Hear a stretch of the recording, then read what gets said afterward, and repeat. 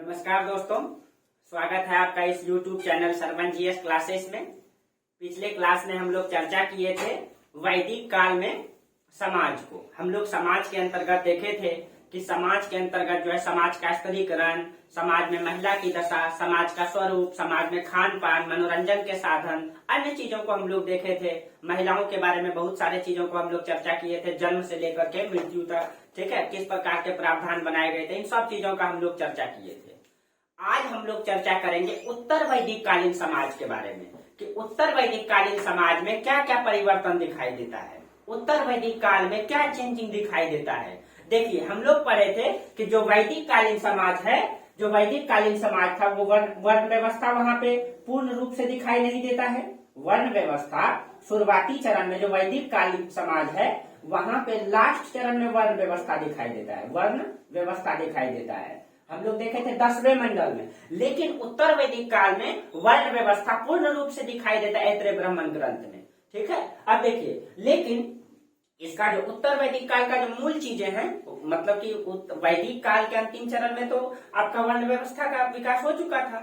अब देखिए, उत्तर वैदिक काल में इस वर्ण व्यवस्था में नया चेंजिंग हो जाता है। चेंजिंग क्या हो गया था? अब देखिए, हम लोग ये चर्चा किए थे, वर्ण व्यवस्था को कर्म के आधार पर विभाजित किया गया था। कर्म के आधार पे, कर्म के आधार पे मतलब क्या? जो देखिए, ब्राह्मण, इसमें वर्ण व्यवस्था में 4 वर्ण, ब्राह्मण, क्षत्रिय, इसमें आपका वैश्य, इसमें आपका शूद्र, इसमें आपका शूद्र, ये 4 वर्ण है। हम लोग देखे थे ब्राह्मण का कार्य होता था शिक्षा देना, शिक्षा लेना।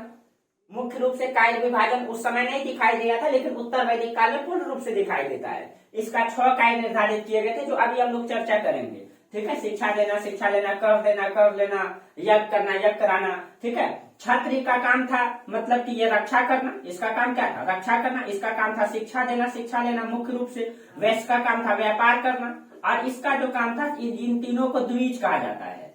द्विज यानी कि जो फिर से जन्म लेगा। और शूद्र को जो है द्विजों का सेवा करना, यानी इन सब का ये सेवा करेगा। यानी यहाँ पे देखिए कि जो मतलब उत्पादन प्रक्रिया से सिर्फ वैश्य वर्ग जुड़े हुए हैं, यानी कि व्यापार भी ये करते हैं और ये कृषि भी करते हैं। शूद्र वर्गों को कृषि करने का अधिकार नहीं है, शूद्र वर्गों को कृषि करने का अधिकार नहीं है। अब देखिए, वैश्य वर्ग व्यापार कृषि से जुड़े हुए, यानी उत्पादन प्रक्रिया से कौन जुड़े हुए? वैश्य वर्ग। बाकी सब जो है इसी का टैक्स से छत्र चलेंगे। जो राजा रहेगा, राजा उसका टैक्स से चलेगा। और ब्राह्मण वर्ग जो है पुरोहित हो जाएंगे, यानी कि ये इनको सलाह देंगे, पढ़े लिखे वर्ग है, शिक्षा देंगे और उसी से इनकम लेंगे। शूद्र वर्ग जो है उनको कुछ मतलब उनको सेवा हुआ दे करके जो दान में मिल जाएगा, 1 किलो 2 किलो, उसी से अपना जीवन चलाएंगे। ये है, यानी मुख्य रूप से व्यापार से जो है, यानी उत्पादन प्रक्रिया से मतलब वैश्य जुड़े हुए हैं ना। अब देखिए, उत्तर वैदिक काल में क्या हो जाता है? उत्तर वैदिक काल में इसमें चेंजिंग क्या दिखाई देता है कि ब्राह्मण वर्गों ने जो है, ठीक है, यहाँ मनुष्य जो है कि एक लालची प्रवृत्ति का, इसकी महत्वाकांक्षा अधिक होता है ना। मनुष्य इस धरती पर लालची किस्म का इंसान है, जो हर चीजों का दोहन शोषण, इस प्रकृतियों का दोहन शोषण करके अपनी महत्वाकांक्षाओं को पूरा करने के लिए कुछ हद तक मतलब गुजर जाता है, कोई भी हद तक गुजर जाता है। ठीक है, तो देखिए, इसमें ये चेंजिंग होता है। यहाँ पे क्या दिखाई देता है? उत्तर वैदिक काल में, उत्तर वैदिक काल के अंतिम चरण में तो और दिखाई देता है। इसका मूल चीजें क्या है उत्तर वैदिक काल का, उसको समझिए। यहाँ पे क्या हो जाता है? देखिए, अब ब्राह्मण वर्गों का कार्य था शिक्षा देना, शिक्षा लेना। क्षत्रिय का कार्य था रक्षा करना, वैश्य का काम था वाणिज्य व्यापार करना, शूद्र का काम था सेवा करना। अब देखिए, ये जो है कर्म पे भी अब आधारित था। कर्म के आधार पे बोले, जैसे ब्राह्मण है, इसका 4 पुत्र है, मान लीजिए इसका 4 पुत्र है, ABCD, मान लीजिए ABCD है। अब देखिए, इसका 4 पुत्र है, इसमें अगर कोई पढ़ेगा लिखेगा तो वो ब्राह्मण कहलाएगा। अगर कोई मतलब की रक्षा करेगा, सेना में जाएगा, लड़ेगा, तो वो क्षत्रिय कहलाएगा। ठीक है, जो वाणिज्य व्यापार करेगा, कृषि करेगा, वो शूद्र वैश्य कहलाएगा। जो कुछ नहीं करेगा वो शूद्र कहलाएगा। यानी कर्म पे था। यानी अगर शूद्र का भी 4 पुत्र है, शूद्र का भी 4 पुत्र है ABCD, और इसका भी पुत्र अगर पढ़ेगा लिखेगा तो ये ब्राह्मण कहलाएगा। इसका भी एक पुत्र अगर पढ़ेगा तो ये ब्राह्मण कहलाएगा। इसका भी पुत्र रक्षा करेगा तो ये क्षत्रिय कहलाएगा। यानी कि कर्म के आधार पर विभाजित किया गया था समाज को न। लेकिन उत्तर वैदिक काल में हम लोगों को क्या चेंजिंग दिखाई देता है? देखिए, अब ये ब्राह्मण वर्ग पढ़ लिख लिए, क्षत्रिय वर्ग मतलब रक्षा करने लड़ाकू है, मजबूत है। अब यहाँ पे क्या चेंजिंग दिखाई देता है कि ब्राह्मण वर्गों ने, ठीक है, अब देखिए, यानी कि इन लोगों को कमाने का जरिया क्या मिल गया इन लोगों को? अब देखिए, क्षत्रिय वर्ग तो राजा हो गए, ये राजा हो गए, यानी कि संपत्ति की संकल्पना पर इसका अधिकार हो गया। उत्पादन से वैश्य जुड़े हुए हैं। और ब्राह्मण वर्ग जो है वो शिक्षा ले रहे हैं, यानी कि सबसे पढ़े लिखे हैं, लेकिन उसके पास मतलब इनकम और सोर्स कम है, लेकिन वो समाज के पढ़े लिखे वर्ग में आते हैं। लेकिन अब इसीलिए उन्होंने जो है यहाँ उत्तर वैदिक काल में क्या दिखाई देता है, इन्होंने ठीक है यहाँ पे क्या चेंजिंग कर दिया कि ये जो कर्म व्यवस्था पर आधारित समाज था इसको उन्होंने जन्म पे आधारित कर दिया। जन्म का मतलब क्या हो गया, ये पढ़ा लिखा समाज था। इन्होंने बोला कि नहीं, अब जो है ब्राह्मण का बेटा ही ब्राह्मण कहलाएगा, चाहे वो पढ़े चाहे नहीं पढ़े। क्षत्रिय का बेटा ही क्षत्रिय कहलाएगा, राजा का बेटा ही राजा बनेगा, चाहे उनके पास योग्यता रहे चाहे न रहे। अब देखिए, वैश्य का बेटा वैश्य ही रहेगा, शूद्र का बेटा शूद्र ही रहेगा। यानी कि अब जो है निचले तबके को उठने के लिए योग्यता को आधार नहीं दिया गया। मूल चीजें है यही इसमें, ठीक है। यानी कि अब क्षत्रिय का बेटा ही क्षत्र रहेगा, ऐसा क्योंकि ये पढ़े लिखे समाज था। ये कर्मकांड को अब देखिए, ये धार्मिक चीजों को भी मतलब उस समय धर्म की शिक्षा अधिक दी जाती थी, और धर्म के खिलाफ कौन जा सकता है। आज इस तार्किक समाज में भी लोग धर्म के खिलाफ जाने में मतलब कि तार्किक बातों पर ये नहीं करते हैं। आज भी लोग कहीं न कहीं जो है कर्मकांडी स्वरूप को अपनाते हैं और तार्किक चीजों पर बहुत ज्यादा ये नहीं होते। आज के समाज में, आज के आधुनिक युग में आप सोचिए, इस समय में ये ब्राह्मण वर्ग जो शिक्षा देते थे इसमें जो है वैदिक की शिक्षा दी जाती थी, यानी धार्मिक ज्ञान दी जाती थी। अब ये धर्म में जो है इन्होंने शिक्षा लेने में जन्म पे कर दिया। अब इसके खिलाफ कौन जा सकता है, उस समाज कोई नहीं जा सकता था। अब देखिए, अब बोला कि जो ब्राह्मण वर्ग है, यानी जो ब्राह्मण का बेटा है वो ब्राह्मण कहलाएगा, क्षत्रिय का बेटा क्षत्र कहलाएगा, वैश्य का बेटा वैश्य और शूद्र का बेटा शूद्र कहलाएगा। और इसमें बहुत सारे कर्म कांडों को जन्म दे दिया। कर्म कांड क्या, इसको आगे दिखाई देगा आपको। इन्होंने, ये क्षत्रिय वर्ग है, इसके पास संपत्ति ज्यादा है, ये राजा है, ये राजा तो है लेकिन ये शिक्षा ग्रहण नहीं किए हुए, लेकिन बिना शिक्षा के राज नहीं चल सकता है। इसीलिए ब्राह्मण वर्ग इसका पुरोहित होते थे, इसका पुरोहित यानी सलाह देने के लिए इसका पुरोहित होते थे, यानी कि इनकी सलाह से ही ये राजा काम करेगा, ठीक है, राजा काम करेगा, ऐसा होता था। अब देखिए, पहला चीज जब इन्होंने जन्म के आधार को बनाया तो निचले तबके के लोगों को ये निचले ही रह गए, नीचे दबे ही रह गए, ठीक है। अब देखिए, जो उच्च वर्ग है वो उच्च, जैसे अभी मान लीजिए उदाहरण ले लीजिए, मान लीजिए देश में IAS है, IPS है, बिहार पुलिस है, आर्मी है, दरोगा है, इन सब चीजों में, और आम जनता भी। अब ये जितना भी IAS आर्मी इन सब चीजों, सब लोगों मिलकर के एक संगठन बुला ले और बोले कि IAS का बेटा ही अब IAS बनेगा, चाहे वो योग्य रहे चाहे न रहे। आर्मी का बेटा ही आर्मी रहेगा, चाहे वो विकलांग ही क्यों न रहे। बिहार पुलिस का बेटा ही बिहार पुलिस रहे, चाहे उनका हाइट रहे या न रहे। यानी कि मतलब जन्म को आधार बना दे, और उनका इस समाज में जो है वो थोड़ा उच्च कैटेगरी के हैं।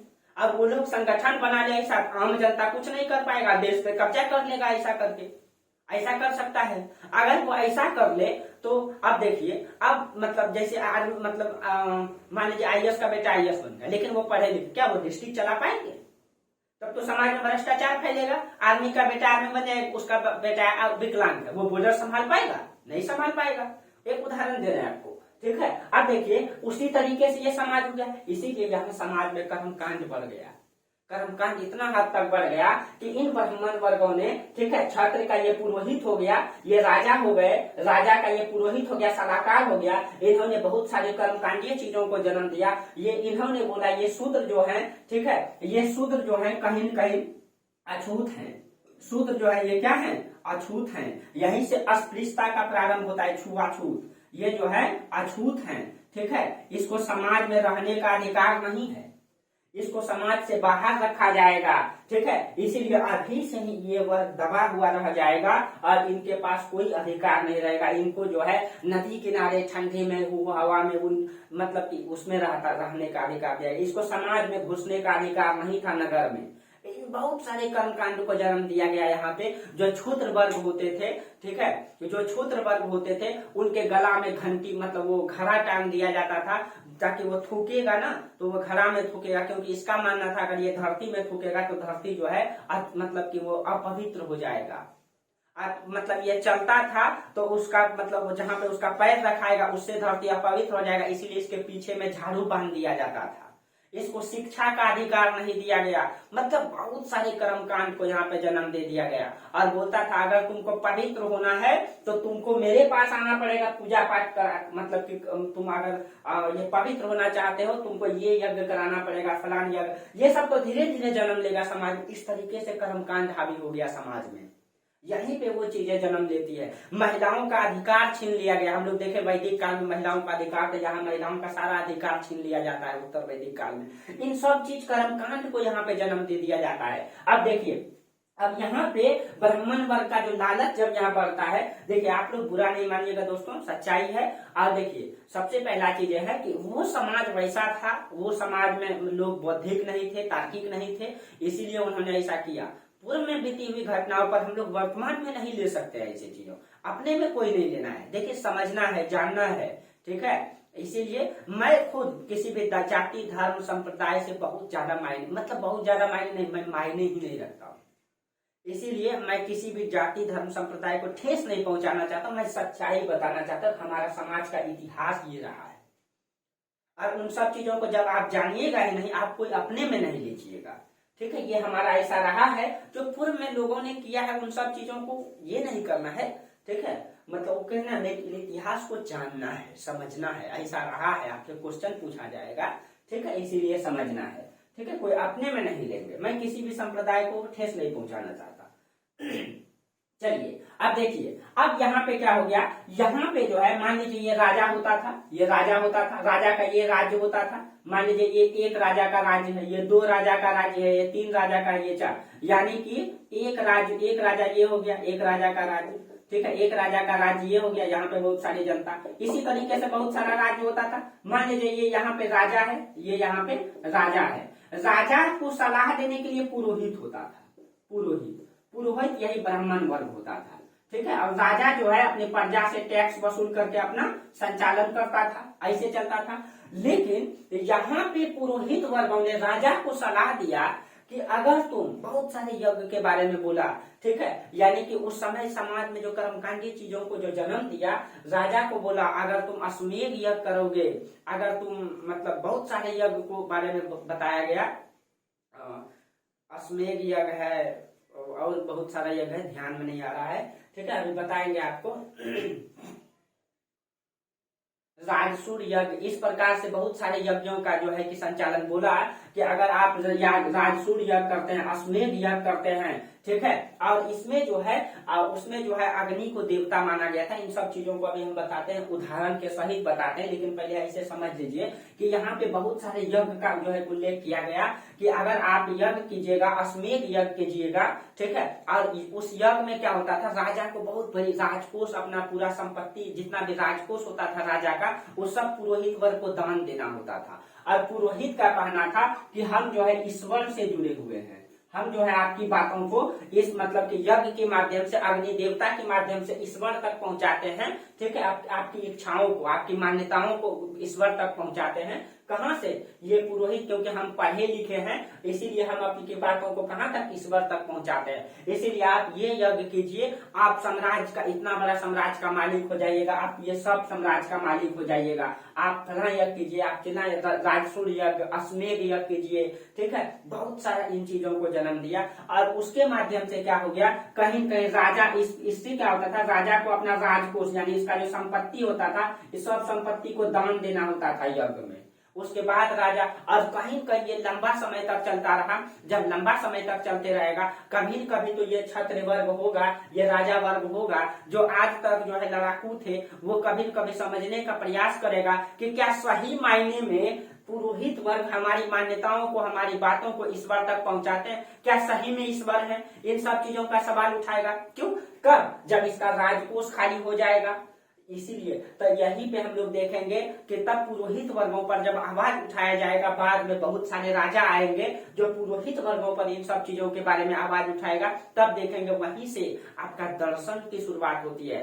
दर्शन में होता है क्या, दर्शन में तार्किक बातों पर जो है, तार्किक बातों पर ध्यान दिया जाता है, तर्कवाद सिखाया जाता है उसमें, दर्शन में। यहाँ के कुछ राजा आएंगे और वहीं से दर्शन की शुरुआत होगा। वहीं से जब जब तर्क, जैसे जैसे हाथ, मतलब कि तर्कवाद जैसे जैसे बढ़ेगा वैसे वैसे कर्मकांड चीज क्या होगा, दबता चला जाएगा। तो वहीं से देखेंगे जो है दर्शन की शुरुआत होती है, ठीक है। तब हम लोग देखेंगे, तब वहीं पे देखेंगे धीरे धीरे दर्शन की बात जो है ये कुछ मतलब कि जो छात्र वर्ग है, ये राजा वर्ग है, इसमें कुछ ज्ञानी राजा आएंगे, यानी ये भी वैद का ज्ञान हासिल करेंगे। उसके बाद देखेंगे कि अभी जो है पुरोहित वर्ग ऊपर है, ठीक है। बाद में हम लोग देखेंगे ये छात्र वर्गों से कुछ ऐसे छात्र होंगे, अभी वैदिक धर्म चल रहा है। बाद में देखेंगे इन्हीं कर्मकांडियों को खत्म करने के लिए, जब छात्र वर्ग में ज्ञान हासिल हो जाता है इन कर्मकांडों को खत्म करने के लिए, तब आएगा आपका कौन, यही छात्र वर्ग में बौद्ध, जैन, ये लोग आएंगे और समाज सुधारेंगे, क्योंकि उस समय समाज में कर्मकांड फैल गया था।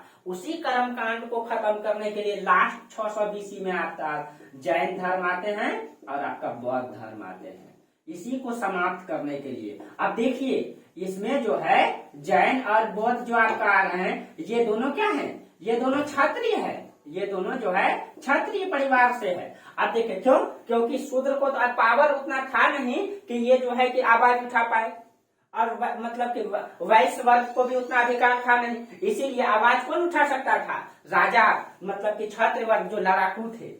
इसीलिए हम लोग देखेंगे वहीं से बौद्ध और जैन धर्म, कब, यही अभी जो कर्मकांड फैलेगा, इसी कर्मकांड, जब तक जब इस पृथ्वी पर जो है पाप फैला है, ठीक है, समाज में जो है दुर्गंध फैला, उनको साफ करने के लिए कोई न कोई जरूर आया है।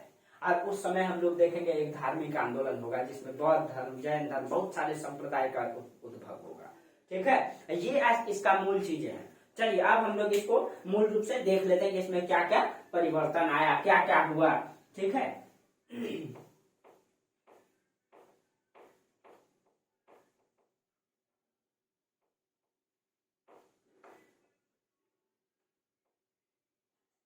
अब देखिए, अब हम लोग पढ़ते हैं इसके अंतर्गत उत्तर वैदिक कालीन समाज, इसके अंतर्गत को समाज के अंतर्गत हम लोग क्या क्या पढ़ते हैं। तो आपको पहले चर्चा करते हैं कि समाज का स्तरीकरण, समाज का जो है स्वरूप क्या है, समाज में महिला की दशा क्या है, समाज में खान पान क्या है, ठीक है, मनोरंजन के साधन क्या है, ठीक है, इन सब चीजों का, ठीक है। तो देखिए खान पान में तो वही चीजें हैं, परिवर्तन नहीं आएगा, ठीक है। अब देखिए स्तरीकरण में परिवर्तन है, आपको दिखा रहा है, मनोरंजन के साधन में वही सब चीजें रहेगा। हम लोग को मुख्य रूप से आज क्या पढ़ना है, महिला की स्थिति में चेंजिंग, ठीक है, स्वरूप में क्या चेंजिंग आता है, स्तरीकरण में क्या चेंजिंग आता है, ये चीजें। अब देखिए हम लोग देखे थे कि ऋग्वैदिक कालीन समाज और उत्तर वैदिक कालीन समाज में अगर आपको अंतर लिखने के लिए दिया जाए तो आप क्या देखिए, हम लोग देखे थे कि ऋग्वैदिक कालीन समाज रंग आधार पर विभाजित था, उसमें आयर और अनायर का विभाजन था, वर्ण व्यवस्था का पूर्ण प्रमाण नहीं दिखाई देता है, ऋग्वेद के 10वें मंडल में दिखाई देता है ना, और पूर्ण रूप से विभाजन का प्रमाण नहीं है, ठीक है। अब देखिए जबकि उत्तर वैदिक कालीन समाज जो है पूर्णतः वर्ण व्यवस्था पर आधारित हो गया था, सबका कार्य जो है निर्धारित कर दिया गया था, ठीक है। जबकि देखिए ऋग्वैदिक कालीन समाज पर यहाँ पे जो है कार्य का स्पष्ट विभाजन नहीं था, लेकिन उत्तर वैदिक काल में जो है ऐत्रेय ब्राह्मण ग्रंथ में सबका कार्य को विभाजित कर दिया गया है। कार्य का क्या, अब देखिए यहाँ पे उत्तर वैदिक काल में जो स्तरीकरण दिखाई देता है यहाँ पे समाज का, यहाँ पे वो 4 वर्ग, ठीक है, आपका यहाँ पे ब्राह्मण, क्षत्रिय, वैश्य, शूद्र। अब देखिए इसमें जो है सबका कार्य को मतलब कि निर्धारित कर दिया गया, पूर्ण रूप से दिखाई देता है कि ब्राह्मण का 6 कार्य को निर्धारित किया गया है, शिक्षा देना, शिक्षा लेना, आप लोग नोट कर लेंगे, यज्ञ करना, यज्ञ कराना, और उसके बाद दान देना, दान लेना, ये 6 कार्य ब्राह्मण के लिए निर्धारित किया गया। क्षत्रिय का काम था कि राज्य का रक्षा करना, वैश्य का काम वाणिज्य व्यापार करना, कृषि करना, शूद्र का काम था इन सब का सेवा करना, क्योंकि ये द्विज हैं, ये फिर से जन्म लेंगे, ठीक है, ये पाप किए हुए हैं, जन्म नहीं लेंगे, ठीक है, इसीलिए इन सब का ये सेवा करेंगे, ऐसा कार्य को निर्धारित कर दिया गया, ठीक है। अब देखिए लेकिन यहाँ पे जो है अंतिम चरण में, ठीक है, जब ये यहाँ पे जब कर्मकांड फैल जाएगा तब क्षत्रिय वर्ग और ब्राह्मण वर्गों पे यहाँ पे जो है दोनों में संघर्ष दिखाई देगा। संघर्ष क्या, कि जब यहाँ पे बहुत सारे कर्मकांड को ब्राह्मण वर्ग जन्म दे देंगे, क्षत्रिय वर्ग उसका अनुपालन करने लगेंगे, बहुत सारा यज्ञ करने लगेंगे, और बहुत सारे ऐसे यज्ञों का प्रावधान कर दिया कि समाज में भी उन यज्ञ का जो है कि कर्मकांड को जन्म दे दिया। तब जो है क्षत्रिय वर्ग का जब राजकोष खाली हो जाएगा तब इस पर ये सवाल खड़ा करेंगे कि वो सही है कि नहीं है, तब दोनों वर्गों में संघर्ष दिखाई देने लगेगा। ऐत्रेय ब्राह्मण ग्रंथ में राजा को विषमता कहा गया है। देखिए क्यों कहा गया है राजा को विषमता, कि देखिए वैश्य वर्ग जो है ये व्यापार कर रहे हैं और ये कृषि भी कर रहे हैं और व्यापार भी, यानी उत्पादन प्रक्रिया से कौन जुड़ा हुआ है, उत्पादन प्रक्रिया से वैश्य जुड़ा हुआ है, यानी कि सारे उत्पादन का जो अधिकार है इसके पास है, ये उत्पादन से जुड़े हुए हैं, यानी उत्पादन ये करते हैं। इसीलिए यहाँ पे जो क्षत्रिय है ये राजा है, तो राजा को यहाँ पे विषमता कहा गया है, विषमता ये इसीलिए विषमता के यहाँ पे जो है ना वैश्य वर्गों के लिए आया है।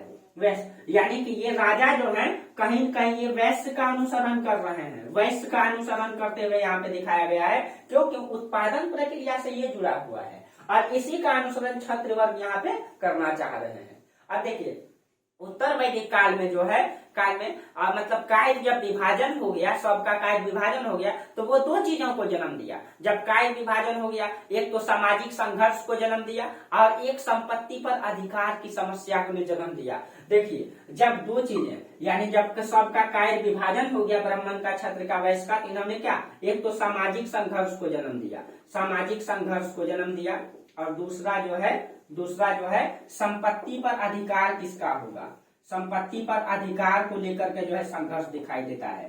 क्यों, अब देखिए संपत्ति यानी संपत्ति का उत्पादन कर रहा है वैश्य वर्ग, उस पर कब्जा क्षत्रिय वर्ग, और ये पढ़ लिख करके जो है बहुत सारे कर्मकांड को जन्म दे करके ये जो है संपत्ति पर कब्जा करना चाह रहे हैं। इसीलिए यहाँ पे संपत्ति पर अधिकार को लेकर के संघर्ष दिखाई दे रहा है, सामाजिक संघर्ष दिखाई दे रहा है कि समाज में हर वर्ग अपने आप को ऊंचा उठाने के लिए दिखाना चाह रहा है न, इसीलिए यहाँ पे दो चीजों का उत्पत्ति होता है। और यहाँ पे देखिए जब बहुत सारे कर्मकांड को ब्राह्मण वर्ग मतलब की जन्म देते हैं, ठीक है, और मतलब ब्राह्मण वर्ग यहाँ पे जो है ये भी उत्तर वैदिक काल में ये दिखाई देता है एक जगह पे ऐत्रेय ब्राह्मण ग्रंथ में कि जो वर्ण व्यवस्था है, वर्ण व्यवस्था जो है उसमें क्षत्रिय वर्गों को ऊपर रखा गया है, क्षत्रिय वर्गों को ऊपर, और उससे नीचे ब्राह्मण वर्ग को रखा गया है, उससे नीचे वैश्य और उससे नीचे शूद्र वर्गों को, और एक जगह पे ब्राह्मण ग्रंथ में ही ऊपर में क्षत्रिय वर्गों को रखा गया है, दूसरा में वैश्य को रखा गया है और तीसरा में ब्राह्मण को रखा गया है और चौथा में शूद्र तो है ही, ठीक है। ये इस तरीके से दिखाई देता है। क्यों, इसका मतलब क्षत्रिय वर्ग की संपत्ति पर जब कब्जा हो गया था, इस वर्गों को ऊंचा दिखाया गया है, और जब ये क्षत्रिय वर्ग ऊपर उठ जाएंगे, समझिएगा क्षत्रिय वर्ग राजा है, संपत्ति पर इसका कब्जा हो जाएगा, तो इसको यहाँ ऊंचा दिखाया गया है, और ये ब्राह्मण वर्ग पढ़ करके जब नीचे आ जाएंगे, ठीक है, अब यहाँ पे और नीचे दिखाया गया है, इसीलिए ये पढ़ करके नीचे रहना पसंद नहीं करेंगे, इसीलिए ये बहुत सारे कर्मकांड को जन्म दिया, इसीलिए इन्होंने बहुत सारे कर्म कांड को जन्म देगा कि तुम ये राजा को सलाह देते थे कि आप ये इस यज्ञ को कीजिए, बड़े राजा बनिएगा, धीरे धीरे बहुत सारे कर्म कांड को जन्म देगा, ठीक है। चलिए इन सब चीजों को हम लोग एक व्यवहारिक चीजों में समझते हैं, ठीक है, प्रमाण के साथ हम लोग पढ़ते हैं, ठीक है, कि कैसे, कि यहाँ पे सामाजिक संघर्ष कैसे दिखाई देता है, इन सब चीजों का हम चर्चा करते हैं प्रमाण के साथ। देखिए अभी आपको बताते हैं इसमें कि किस तरीके से विद्यार्थियों को उपनिषद में जो बताया गया है, ठीक है, उसमें देखिए सामाजिक संघर्ष जो यहाँ ब्राह्मण और क्षत्रिय वर्गों में दिखाया गया है, इसको हम लोग जो है चर्चा करते हैं, ठीक है। देखिए बृहदारण्यक उपनिषद,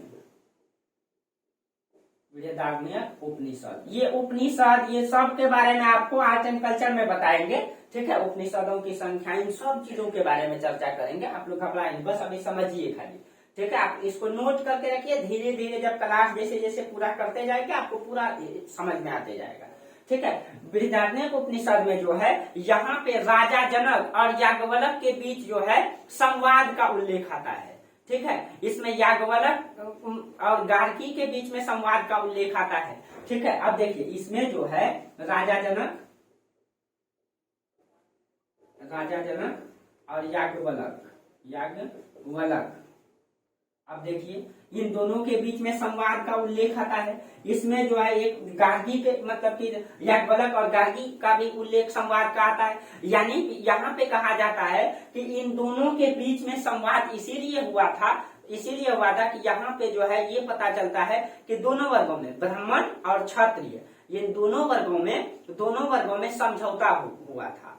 समझौता मतलब कि हुआ ये कि ब्राह्मण वर्गों को जो है सामाजिक सम्मान दे दिया जाए, ठीक है, और छात्र वर्गों को राजा मान लिया जाए, यानी कि संपत्ति पर अधिकार उसका होगा। कहा जाता है कि ये सामाजिक संतुलन बनाने के लिए ये प्रयास किया गया था। देखिए बृहदारण्यक उपनिषद में ये आया है कि देखिए एक तो ये हो जाएगा बृहदारण्यक उपनिषद में राजा जनक और याज्ञवल्क्य इन दोनों के बीच में समझौता दिखाई होता है। इन दोनों के बीच में समझौता इसीलिए हुआ था कि दोनों में क्षत्रिय और ब्राह्मण में संघर्ष हो रहा है।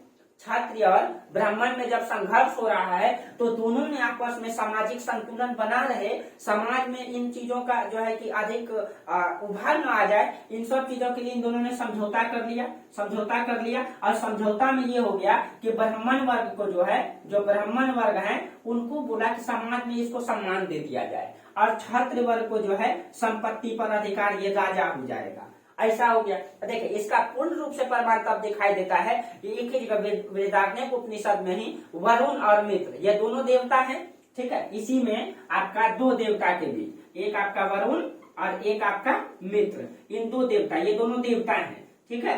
इन दोनों के बीच में जो है, इन दोनों के बीच में ये जो आपका वरुण है ये क्षत्रिय है और ये मित्र ये आपका क्षत्रिय है, ये आपका क्षत्रिय है और वरुण आपका ब्राह्मण है, ठीक है। इन दोनों के बीच में भी संवाद का उल्लेख आता है, दोनों में समझौता, दोनों के बीच में संघर्ष को भी दिखाया गया है कि दोनों के बीच में संघर्ष है, दोनों के बीच में संघर्ष को भी दिखाया गया है और इसी में दोनों के बीच में समझौता को भी दिखाया गया है। समझौता इसीलिए कर लिया दोनों ने कि सामाजिक मतलब कि जो संतुलन है वो बना रहे, सामाजिक संतुलन बना रहे। अब देखिए सामाजिक संतुलन बना रहे और इसी में ये समझौता हो गया कि जो मतलब कि मित्र है, जो ब्राह्मण है, इसको समाज में सम्मान दे दिया गया कि समाज के हर लोग इसका सम्मान करेगा। ये दोनों में समझौता कर लेता है और ये जो है जो क्षत्रिय है ये राजा रहेगा, इसी के ये किसकी सलाह से ये काम करेगा, ब्राह्मण की सलाह से करेगा और उत्पादन कौन करेगा, वैश्य वर्ग करेगा। ये सामाजिक संतुलन बनाने के लिए मतलब कि ये दिखाई देता है। इससे और ठोस प्रमाण तो तब दिखाई दे देता है, ठीक है। देखिए तब दिखाई देता है, देखिए यहाँ पे क्या है, जब ऋग्वैदिक धर्म पढ़ेंगे तो उसमें 33 देवताओं का उल्लेख आता है, ठीक है। जब ऋग्वैदिक धर्म पढ़ेंगे, ठीक है, ऋग्वैदिक धर्म में इसमें जो है 33 देवताओं का उल्लेख आता है। 33 देवताओं को 3 भागों में बांटा गया है, 11 करके, 11। इसमें जो है कि पृथ्वी के देवता आप लोग पूरा लिखेंगे, आकाश के देवता और अंतरिक्ष के देवता 3 भागों में बांटा गया है और तीनों में जो है अग्नि देवता तीनों में दिखाई देता है, ठीक है। अग्नि देवता को तीनों में रखा गया है, तीनों में दिखाई देता है। अब देखिए यहाँ पे ये दिखाई देता है कि ब्राह्मण वर्गों ने जो कर्मकांड को जन्म दिया था।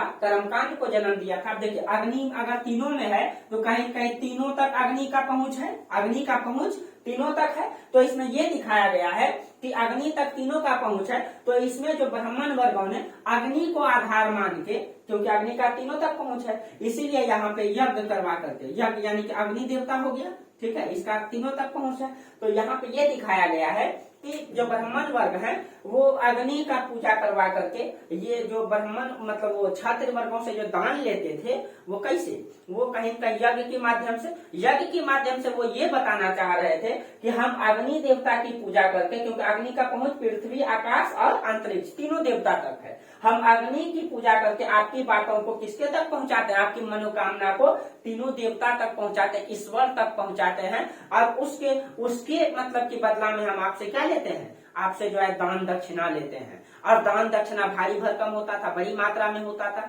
इस तरीके से प्रक्रिया चलता रहा और इसमें जो है इसीलिए बहुत सारे मतलब की जो मतलब अग्नि देवता यानी कि यज्ञ करवाते थे। इस क्रम में उन्होंने बहुत सारे यज्ञ को जन्म दिया, ठीक है। बहुत सारे यज्ञ का एग्जैक्ट हमको नाम याद नहीं है, लेकिन आपको नोट्स में मिल जाएगा, ठीक है। एक सेकेंड,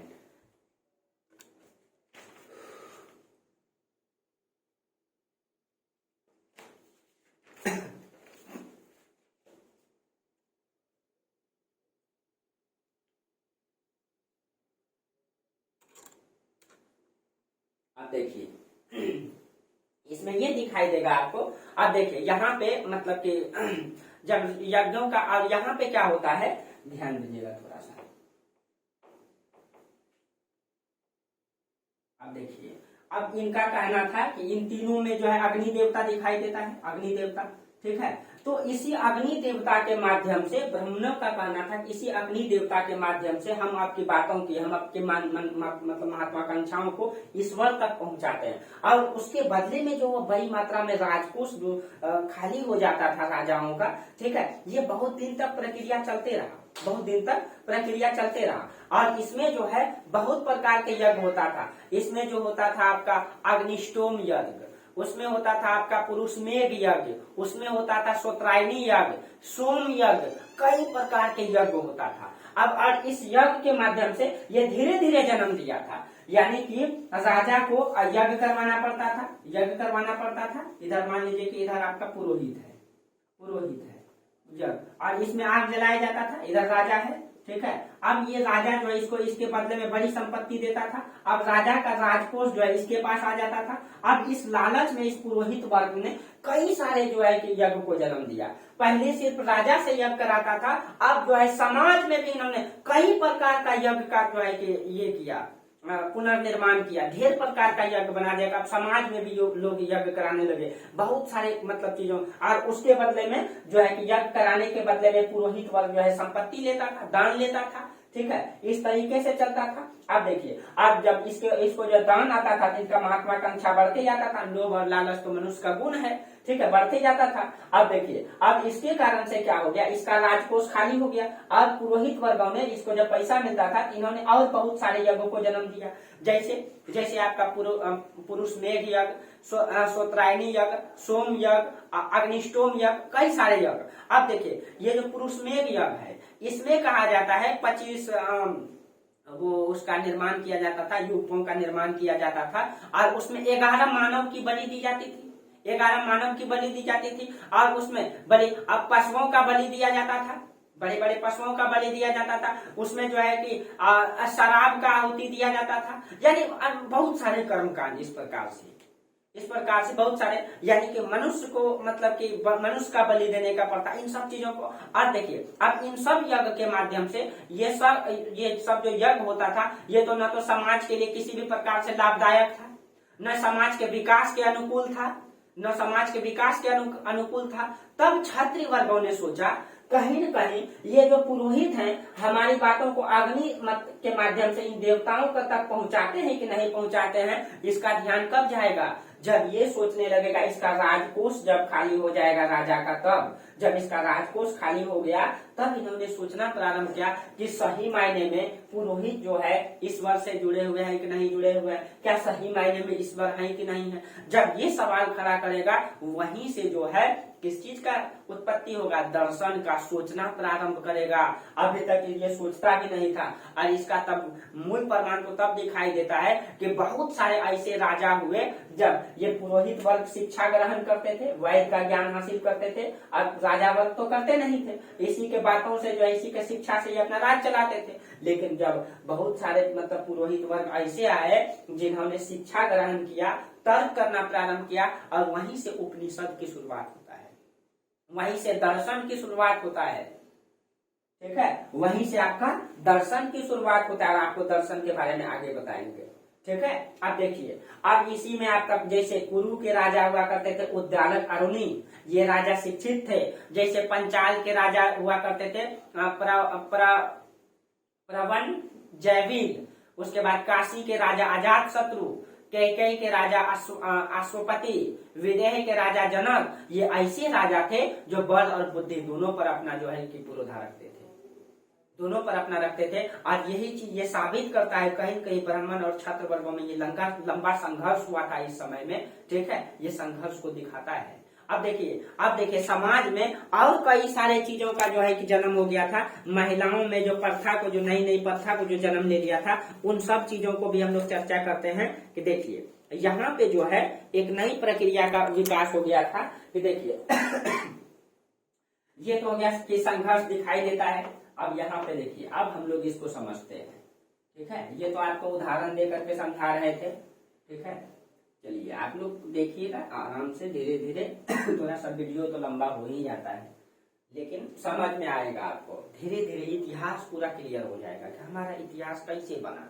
ठीक है, अब देखिए यहाँ पे, ठीक है, जो बहुत सारी चीजें दिखाई देती है, जैसे कि आपका यहाँ पे सामाजिक जो विभेदीकरण दिखाई देता है, समाज में जो विभेदीकरण दिखाई देता है, इसी में सामाजिक विभेदीकरण, कि समाज में किस तरीके से लोग जो है विभेद हो रहा है। ठीक है, विभेदीकरण दिखाई देता है। सामाजिक विभेदीकरण यहाँ पे कई आधार पे दिखाया गया है, भाषा के आधार पे भी, कर्म के आधार पे भी, कई प्रकार से समाज में विभेद दिखाया गया है। जैसे अब जो है, जो उपनयन संस्कार है, यानी शिक्षा का अधिकार केवल ब्राह्मण, क्षत्रिय और वैश्य को ही प्राप्त होगा। शिक्षा का अधिकार ब्राह्मण, क्षत्रिय और वैश्य को ही होगा, शूद्र को नहीं होगा। महिलाओं को देखेंगे धीरे धीरे शिक्षा का अधिकार समाप्त कर देगा। उत्तर वैदिक काल में तो थोड़ा बहुत था, प्रचलन में था, लेकिन बहुत ज्यादा अभी कर्मकांड नहीं फैला था, लेकिन अंतिम चरण में पूरा फैल गया था। और उसी को समाप्त करने के लिए गौतम बुद्ध और महावीर स्वामी धार्मिक आंदोलन हुआ। ठीक है, यानी कि यहाँ पे तीनों को उपनयन संस्कार का अधिकार था, लेकिन शूद्र वर्गों को नहीं था। उसके बाद यहाँ पे चारों वर्णों को अलग अलग अब दफनाए जाएंगे, यानी कि सब वर्णों के लिए दफनाने का, यानी परंपरा में भी चेंजिंग दिखाई देता है। चारों, यानी कि अब यहाँ पे शतपथ ब्राह्मण ग्रंथ में भाषा के आधार पे परिवर्तन दिखाया गया है। भाषा के आधार पे क्या, कि जो वर्ड इस्तेमाल किया गया है उसके आधार पे ब्राह्मण के लिए यही शब्द का इस्तेमाल किया गया, यही मतलब आइए, ब्राह्मण के लिए यही शब्द का इस्तेमाल किया गया, आइए। क्षत्रिय के लिए आगत शब्द का इस्तेमाल किया गया है, इसका मतलब आओ, आओ। और वैश्य के लिए आद्रव शब्द का उपयोग किया है कि जल्दी आओ। और शूद्र के लिए आधव शब्द का इस्तेमाल किया गया है, दौड़ कर आओ। यानी कि भाषा में भी यहाँ चेंजिंग दिखाई देता है, भाषा में समाज में भी भेद दिखाई देता है यहाँ पे। इस प्रकार से समाज में जो है मतलब कर्मकांड जो है कि फैलने लगा था। ठीक है, शुक्ल यजुर्वेद में जो है मतलब कि यहाँ पे शुक्ल यजुर्वेद में यहाँ पे जाति का उल्लेख आया है। ठीक है, और ये जो अमात्य जाति है, यहाँ पे अमात्य जाति और निषाद जाति का उल्लेख आया है, जिसको हम लोग मलेच्छ कहते हैं। इसमें मलेच्छ कहा गया है, यानी कि कहीं न कहीं एक तरफ जो है समाज में जो मलेच्छ यानी छुआछूत जो है दिखाई दे रहा है। अब वहीं पे एक जगह ये भी दिखाया गया है कि मैत्रायणी संहिता में धनी शूद्र का उल्लेख किया गया है, यानी शूद्र को सब प्रकार का अधिकार भी है, यानी सब चीजें एक ही चीज हम दिखाई देता है। इसका मतलब है कि उत्तर वैदिक काल में हर चीज का प्रचलन नहीं था, हर चीज का पूर्ण रूप से अभी मतलब कि पूरा तरीके से प्रचलन में नहीं आया था, धीरे धीरे वो विकास कर रहा था, धीरे धीरे विकास कर रहा था, प्रचलन में नहीं था वो चीजें। देखिए, अब देखिए, शूद्रों को शर्म की मूर्ति माना गया है, शर्म की मूर्ति कहा गया है। ठीक है, अब मतलब इसके लिए कई सारा शब्द का इस्तेमाल, यानी कि कहीं कहीं शूद्रों को भी कुछ अधिकार अभी था, लेकिन पूर्ण रूप से धीरे धीरे वो चीजें कर्मकांड फैला था समाज में। और वही समाज जब कर्मकांड लंबे 500-600 साल तक चलता रहेगा, ठीक है, ये 1000 में शुरू होगा और 600-700 तो पूरा मतलब चरम सीमा पर रहेगा, पूरा चरम सीमा पर, वही 600 BC में आपका धार्मिक आंदोलन होगा। ठीक है, अब आपको समझ में आ रहा होगा। और उत्तर वैदिक काल में आश्रम व्यवस्था का प्रमाण दिखाई देता है। ठीक है, अब देखिए, अब हम लोग समझते हैं उत्तर वैदिक काल की विशेषताओं को। ठीक है, ये तो आपका विशेषता ही बता रहे थे, लेकिन अब एक एक करके समझते हैं। ठीक है, आश्रम व्यवस्था क्या है। ठीक है, आश्रम व्यवस्था यहाँ दिखाई देता है। आश्रम व्यवस्था में क्या होता है, ठीक है, मनुष्य को जो है, मनुष्य की आयु को 100 साल औसत 100 साल मान लिया। ठीक है, एक मनुष्य की आयु औसत 100 साल मान लिया और उसको 4 भागों में बांटा, उसको 4 भागों में बांटा। एक आपका ब्रह्मचर्य आश्रम, एक आपका ब्रह्मचर्य आश्रम, दूसरा गृहस्थ आश्रम, गृहस्थ आश्रम। ठीक है, तीसरा आपका वानप्रस्थ आश्रम, वानप्रस्थ आश्रम, और चौथा आपका संन्यास आश्रम, संन्यास आश्रम। इसमें मनुष्य की आयु को जो है कि 100 वर्ष औसत मानिए। ब्रह्मचर्य आश्रम जो है 0 से लेकर के 25 वर्ष, गृहस्थ आश्रम जो है 25 से लेकर के आपका 50 वर्ष, वानप्रस्थ जो है 50 से आपका 75 वर्ष, और संन्यास आश्रम में 75 से 100 वर्ष। ठीक है, अब देखिए इसमें क्या होता था, आश्रम व्यवस्था में ये है कि ब्रह्मचर्य, जो बच्चा जन्म लेगा 0 से 25 साल तक वो शिक्षा ग्रहण करेगा, वो एकदम बिल्कुल ब्रह्मचर्य रहेगा, किसी से मतलब नहीं, सिर्फ और सिर्फ वो शिक्षा ग्रहण करेगा 0 से 25 तक वर्ष की शिक्षा। अब जब शिक्षा ग्रहण करके वो गुरु के शरण से जब वो घर वापस आएगा, तब उसका जो उनको जो है गृहस्थ जीवन में प्रवेश कराया जाएगा, उनका विवाह करा दिया जाएगा और उनका जो है विवाह करा दिया जाएगा और वो गृहस्थ जीवन में प्रवेश करेगा। गृहस्थ जीवन में बहुत सारे ऋण से मुक्त होते थे। इसमें आपका देव ऋण, ऋषि ऋण, पितृ ऋण, इन सब चीजों, और सबसे अच्छा माना गया है गृहस्थ जीवन को, क्योंकि इसमें मनुष्य जो है हर चीज, हर दुखों से मुक्त, मतलब कि हर ऋण से मुक्त होता था। यानी माता पिता का मतलब कर्ज चुकाना होता था, ठीक है, ऋषि मुनियों का कर्ज चुकाना होता था, दैव ऋण जिसको का, ठीक है, और ये सारे का इन सब चीजों में अपने मतलब बाल बच्चों को जो है कि शिक्षा दिलाना, यानी ये सब कर्तव्य का पालन करना होता था। सबसे अच्छा गृहस्थ जीवन को माना गया है। उसके बाद वानप्रस्थ आश्रम, इसमें जो है लोग यानी जब 50 गृहस्थ जीवन में 50 साल जब हो जाता था, तब लोग जो है धर्म में जो है धर्म की ओर अग्रसर होने लगता था।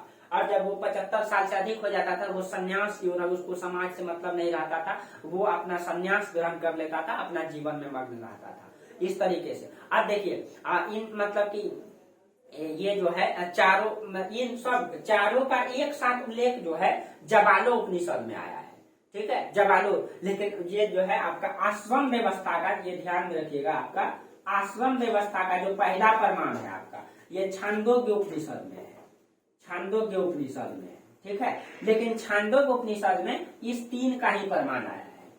जबालो उपनिषद में आपका, जबालो उपनिषद में जो है, जबालो उपनिषद में चारों का प्रमाण एक साथ दिखाई देता है, चारों का प्रमाण एक साथ दिखाई देता है, ये आपका, ठीक है। अब देखिए चारों का, अब देखिए, अब इसी से मतलब कि अब आश्रम व्यवस्था से संबंधित है आपका पुरुषार्थ, जिसकी संख्या 4 है, ठीक है, पुरुषार्थ। देखिए पुरुषार्थ क्या है, पुरुषार्थ 4 है, धर्म अर्थ काम मोक्ष, धर्म अर्थ काम मोक्ष, ठीक है।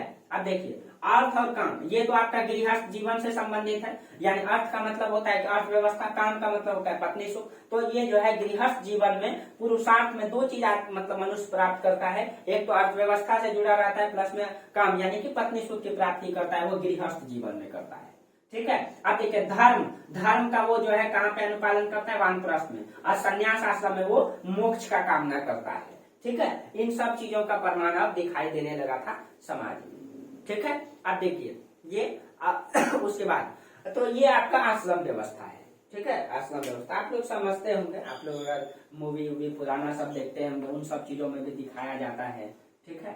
तो आप लोग, कई लोग देखे होंगे, कई लोग नहीं भी जानते होंगे, ठीक है, बहुत सारे लोग जानते होंगे, आप लोग कमेंट करके जरूर बताइएगा, ठीक है।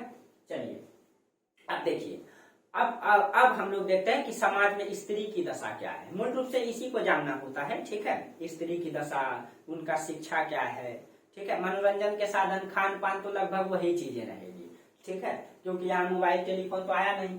तो स्त्री की दशा को देखिए, इसको समझिए धीरे। हम लोग वैदिक काल में देखे थे, इनको सारा अधिकार था, उत्तर वैदिक काल में भी दिखाई देता है, लेकिन कुछ जो बुराइयां है यहाँ पे शुरुआत हो चुका है। उत्तर वैदिक काल में बुराइयों का शुरुआत हो चुका है 1000 बीसी, और 1000 बीसी के बाद 800-700 बीसी में ये पूरा प्रकांड प्रचलन में रहेगा पूरी तरीके से। अब देखिए स्त्री दशा में गिरावट क्या दिखाई देती है।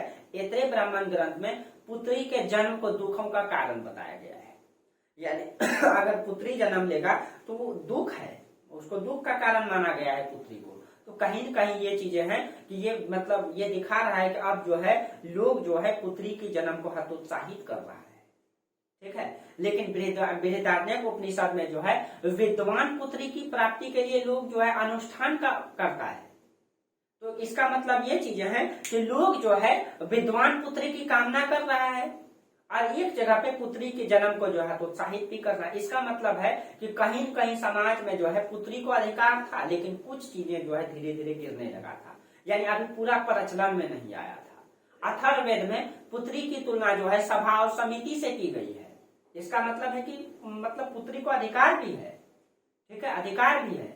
अब देखिए अगर विवाह के बारे में बात करें, छांदोग्य उपनिषद में बाल विवाह का प्रमाण मिलता है। देखिए प्रमाण मिलने का मतलब ये नहीं कि ये पूरा प्रचलन में हो गया, अभी इक्का दुक्का प्रमाण मिल रहा है, यानी शुरुआत हुआ है और ये धीरे धीरे फैलता जाएगा। प्रचलन में नहीं था लेकिन शुरुआत हो चुका था। शुक्ल यजुर्वेद में वेश्यावृत्ति का प्रमाण मिलता है।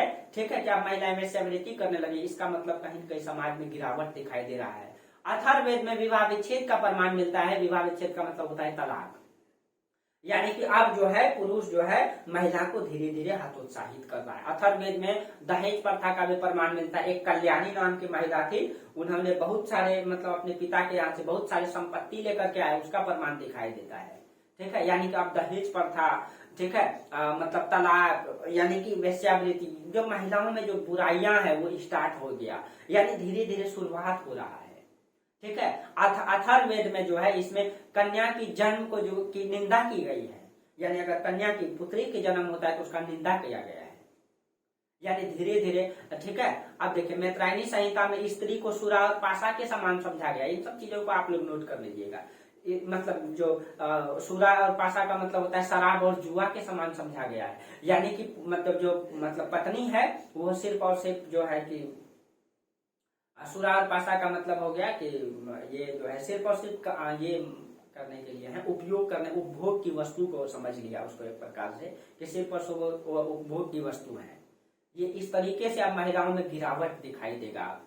ठीक है, शतपथ ब्राह्मण ग्रंथ में स्त्री को अर्धांगिनी कहा करके फिर मतलब उसके सम्मान को दिखाने का प्रयास किया गया है कि अर्धांगिनी का मतलब आधा, यानी एक पुरुष तब तक आधा रहेगा जब तक उनका विवाह नहीं हो जाता है, यानी वो आधा अंग है एक पुरुष का। तो कहीं सम्मान दिखाई दे रहा है, कहीं गिरावट दिखाई। इसका मतलब ये चीजें हैं कि समाज में बुराई शुरू स्टार्ट हो चुका है और अच्छाई भी समाज में है, लेकिन बुराई शुरू हो चुका है और ये धीरे धीरे प्रचलन में आएगा। ठीक है, जो है देखिए एकल विवाह का मान्यता दी गई थी, लेकिन कहीं कहीं पे इसका उल्लंघन भी दिखाई देता है। एकल विवाह मतलब एक विवाह, यानी एक पुरुष एक विवाह करेगा, लेकिन कहीं कहीं इसका उल्लंघन भी दिखाई देता है और समाज उसको स्वीकार भी करता है। एक पुरुष 4 विवाह करेगा, अब वो समाज में स्वीकार है, वो चारों पत्नी उनके साथ रहेगा, उनका पूजा करेगा उस पति का। ऐसा धीरे धीरे प्रचलन में आने लगेगा, यानी कि समाज जो है उत्तर वैदिक काल में कर्मकांड की ओर जा रहा है।